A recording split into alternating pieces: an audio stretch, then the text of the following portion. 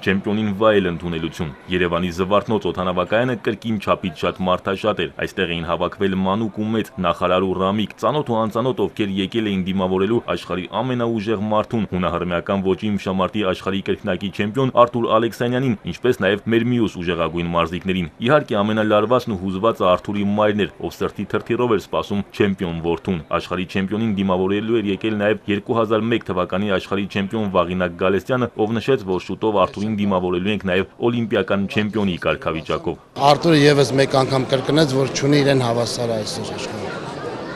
Ու ոչ մի հնարավորություն, ոչ մի հակառակորդի չտվեց։ Ինչպես Արմեն Նազարյանն է ասել, ապագայում տեսնում է Արթուրին օլիմպիական չեմպիոն, ես նույնպես եմ տեսնում, չեմ ուզում առաջ ընկնեմ ամեն ինչից, բայց կգա ժամանակը եւ կտա Աստված անպայման Արթուրը կդառնա օլիմպիական չեմպիոն։ Մինչ բոլորը խոսում էին չեմպիոնից, հուզվում, հպարտանում եւ քննարկում նրա չեմպիոնական մրցելույթները, չեմպիոնը ժամանեց եւ Զվարթնոց օդանավակայանը թնդաց երկրպագուների ոգևորությունից։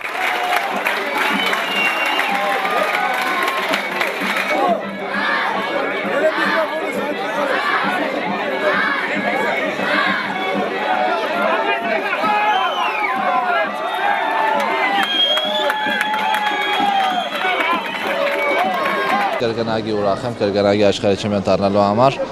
ու նաև նշեմ, որ երկրորդ անգամ ավելի դժվար է,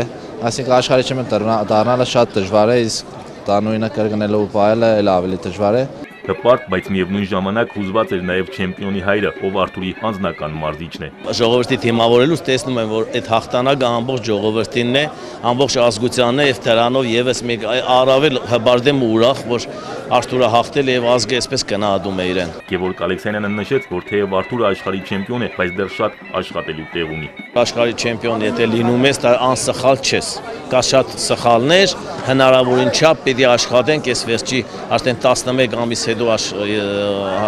16 թվականի օգոստոսին սկզբներին օլիմպիական խաղերն է, պիտի աշխատենք այդ ամեն ինչը ինչքան հնարավոր է վերացնենք, այդ հետերություններն էլ ուղենք եւ ինչքան հնարավոր է պատրաստ առանց վնասվածքի գնանք այդ առաջնությանը։ Զվարթնոց օդանավակայանում մարզասերները սրտանց ողջունեցին նաև Միհրան Հարությունյանին, ումից մրցավարները գողացել էին մեդալը։ Միհրանը փոքր-ինչ ընկճված էր, բայց խոստովանեց, որ այդ ժամանակավոր բնույթ է կրում եւ նա պայքարելու է ամենաբարձր հարգի մեդալների համար։ Я приехал в свою страну к своему народу без медали. Ուղեգիր նվաճելու ուրախությունս իհարկե լիարժեք չեղավ։ Ես իմ երկիր վերադարձա առանց մեդալի, թեև այն պիտի ունենայի։ Ես լավ էի պատրաստվել աշխարհի առաջնությանը, բայց տեսակ թե ինչ կատարվեց։ Մրցավարությունից ոչ մի լավ բան ասել չեմ կարող։ Պետք է վերջ տալ այս ամենաթողությանը։ Ես չեմ ուզում արդարանալ այն բանի համար, որ առանց մեդալ եմ վերադարձել։ Ուղղակի այս ամենը լավ ավարտի չի բերի։ Ես եզրափակչի մասնակից պիտի լինեի, իմ մեդալը գողացան։ Ու ես չեմ ուզում, որ նրանց որակազրկեն այս անգամվա պես։ Այդ ամենը ոչինչ չի տա։ Չկա իմ մեդալը, ինչն ինձ համար գլխավորն էր։ Ես պարզապես ուզում եմ, որ հաջորդ անգամ օբյեկտիվ դատեն։